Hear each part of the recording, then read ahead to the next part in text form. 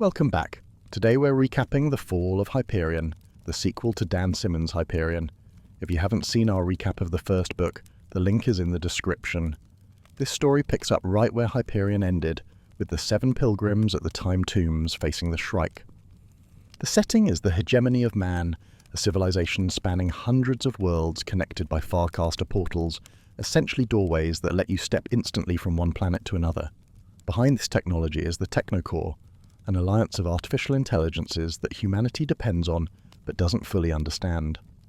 Our new central character is Joseph 7, a cybrid, a human body controlled by an AI reconstructed from the memories of the poet John Keats.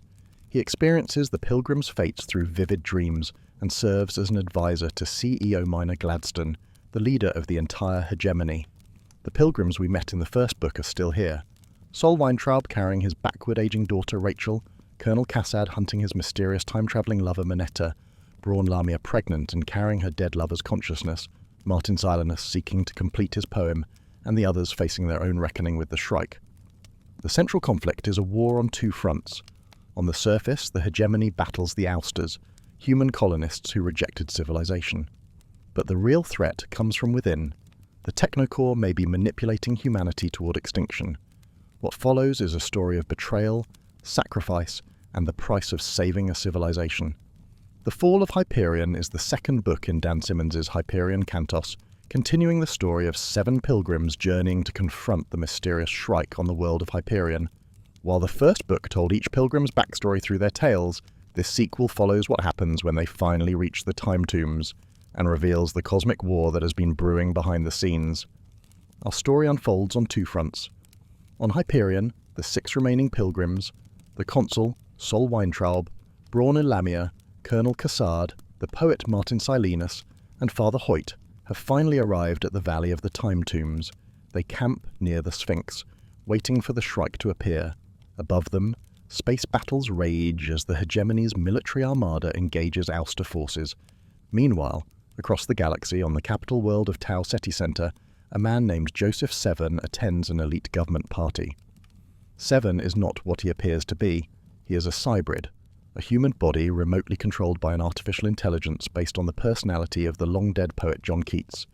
7 has a unique ability. When he sleeps, he dreams the experiences of the pilgrims on Hyperion, witnessing their journey in real time. CEO Minor Gladstone, the leader of the hegemony, knows exactly what 7 is. She keeps him close, using him as a window into events on Hyperion. Gladstone is playing a dangerous game. She has secretly orchestrated the current crisis, allowing the consul to betray the hegemony by activating a device that hastened the opening of the Time Tombs. She believes catastrophic action is needed to save humanity from a threat no one else can see. Back on Hyperion, the pilgrims make their first contact with the Shrike. During a violent sandstorm, Father Hoyt wanders into the Jade Tomb, tormented by the pain of the 2 cruciform parasites attached to his body. The Shrike appears and slashes his throat, killing him. But this is Hyperion, where death does not always mean the end. By morning, the cruciforms have resurrected Father Paul Dure, the priest whose personality was encoded in one of the parasites. Hoyt's body has become Dure's. Colonel Cassad, the soldier, goes hunting for the Shrike alone. He has his own history with the creature, connected to a mysterious woman named Minetta, who has appeared to him throughout his military career. Inside the crystal monolith, Cassad finds Minetta waiting. She reveals that she travels backward through time, which means their relationship progresses in opposite directions. She is just meeting him for the first time, even though for Cassad, they have known each other for years. She takes him through a portal to witness the far future, showing him the terrible purpose of the Shrike. The poet Martin Silanus becomes the next victim. He separates from the group to write in the abandoned city of poets, consumed by his need to finish his epic poem, the Hyperion Cantos. The Shrike finds him there and impales him on a massive tree of thorns that stretches into space, covered with thousands of suffering human bodies from across time. Silanus joins the victims, kept alive and in agony, his unfinished manuscript scattered in the wind. While the pilgrims suffer, Severn uncovers the truth about the Technocore, the collective of artificial intelligences that humanity depends on. Through his cybrid connection, he learns devastating secrets. The core deliberately destroyed old Earth centuries ago, moving the planet to a distant galaxy for their experiments. The Farcaster network that connects human civilization is not merely a convenience. The core actually exists within the network itself, using the mental processing power of every human who accesses the datasphere. Humanity has unwittingly become processing nodes for machines working toward their own ultimate goals. More than that, two godlike ultimate intelligences are at war across time itself. One was created by the core, the other evolved from humanity's far future. The Shrike was sent by both sides to hunt for a fugitive, an entity called the Empathy, 1/3 of the human ultimate intelligence, which has hidden itself somewhere in human form.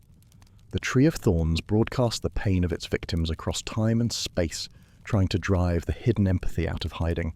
The war spreads to the web, the network of human worlds connected by Farcasters. What appears to be an ouster invasion is actually the core attacking humanity while framing the ousters. Gladstone realizes the core has been manipulating events for centuries. She makes a terrible decision. To free humanity from the core's control, she must destroy the Farcaster network itself. On Hyperion, Sol Weintraub faces his own impossible choice. His daughter Rachel, afflicted with a disease that makes her age backward, has now reached infancy. She will soon cease to exist entirely. Sol has been having dreams where a voice demands he sacrifice his daughter, like Abraham in the ancient story. When the Shrike emerges from the Sphinx, Sol finally understands. He hands infant Rachel to the Shrike, an act of faith, not surrender. The creature takes her and vanishes into blinding light. Braun Lamia enters the Shrike Palace and finds the vast interior filled with thousands of humans connected to pulsing organic cables. She locates Martin Silenus among them, and through tremendous effort, severs his connection, freeing him from the Tree of Thorns. When the Shrike confronts her, something unexpected happens. Her act of trust and empathy transforms the creature, turning it to glass. Kassad meets his end in the far future, leading an army of thousands against legions of Shrikes in a battle spanning 10 million worlds. He dies heroically, locked in combat with the original Shrike, and his body is laid to rest in the crystal monolith. Gladstone broadcasts the truth to all humanity, revealing how the core has enslaved them, then orders the destruction of all 263 singularity spheres that power the Farcaster network. The web collapses instantly. Millions die or go insane as the datasphere vanishes. Families are separated by light years. Civilization fragments into isolated worlds. Gladstone surrenders herself to an angry mob and is torn apart. But from this destruction comes hope. Rachel is revealed to have survived. She emerges from the Sphinx as an adult. She is Moneta, raised in humanity's far future, now traveling backward through time as the Shrike's keeper. She reunites briefly with her father, explaining her role in the war across time. Sol steps through the Sphinx portal to join that future, carrying infant Rachel to raise her again.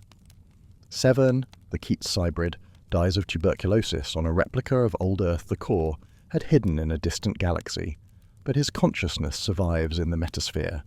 He uses an ancient device called an Urgi to gain temporary physical form, rescuing infant Rachel from the Shrike before Sol's act of faith could be tested too harshly. Severn becomes what he calls the one who comes before, preparing the way for something greater. 5.5 months later, the survivors gather on Hyperion for the consul's farewell. Braun Lamia is 7 months pregnant with a daughter who will be called the One Who Teaches, the joining of human spirit and AI logic that will change the universe. Martin Silenus, recovered from his time on the Tree of Thorns, now leads the rebuilt Poet's City. The consul departs for the former web worlds, his ship now carrying the second Keats persona in its AI, speaking in verse. The time tombs have revealed their purposes. The Sphinx serves as a one-way portal to humanity's far future. The crystal monolith stands as Kassad's tomb. The Shrike Palace may connect to old Earth itself, offering the possibility of return. Humanity faces a new era. The Farcaster network is gone. The core's control is broken. Worlds that were once moments apart now require years of travel to reach. But humanity is free to chart its own course, no longer processing nodes in a machine's grand design. The One Who Teaches will come, and in time, everything will change.